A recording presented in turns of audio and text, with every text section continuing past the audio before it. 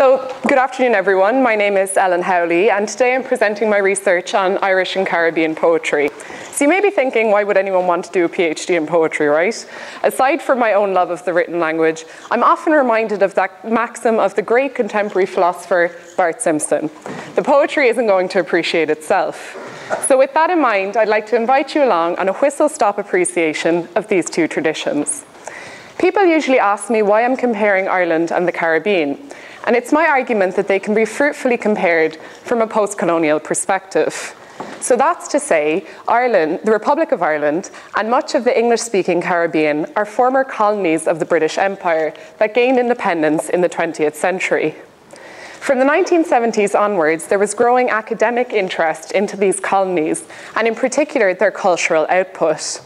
So it's within this framework that my research examines how Irish poets and Caribbean poets employ similar strategies to think about their colonial history and contemporary moment.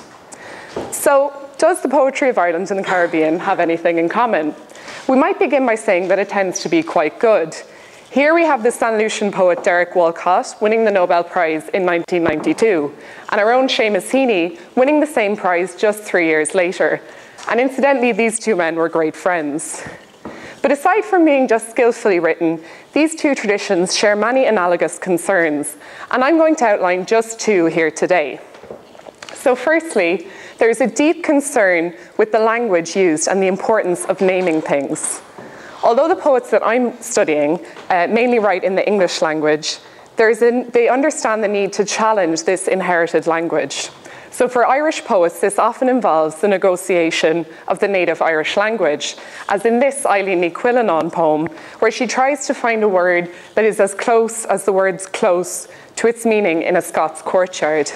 She creates a link between Scots Gaelic and Irish to create a tradition outside of English. Within the Caribbean, native languages were eradicated with colonialism, so we often see a mix of English, French, as well as Creole mixed languages that were developed through slavery.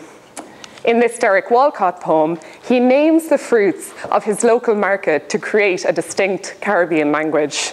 Pom Arak, Otiat Apple, Pom Siter, Pom Granat Muban, and asks, "Come back to me, my language." So for Irish and Caribbean poets, naming things on their own terms becomes a central way to assert their own identity. The second point I want to look at is the importance of landscape. These two kinsales are connected by the Atlantic Ocean, and the sea becomes an important way to think about colonial history. Within the Caribbean, it's often a reminder of the Atlantic slave trade. For Lorna Goodison, even children learning the names of the ocean are aware of this, as they see our small bodies borrowed by the long drowned, Atlantic as if wooden pegs were forced between our lips. In a slightly different way, the sea for Seamus Heaney is a reminder of Ireland's own violent history of invasion, and he makes connections with the violence of Northern Ireland in the 1970s. So he hears ocean-deafened voices warning me, lifted again in violence and epiphany. And then further down, exhaustion's nominated peace, memory incubating the spilled blood. So the sea returns in this way and others throughout the poetry of Ireland and the Caribbean as a way of thinking about the past and considering their own contemporary identity. So you can see that there are similarities between these two traditions.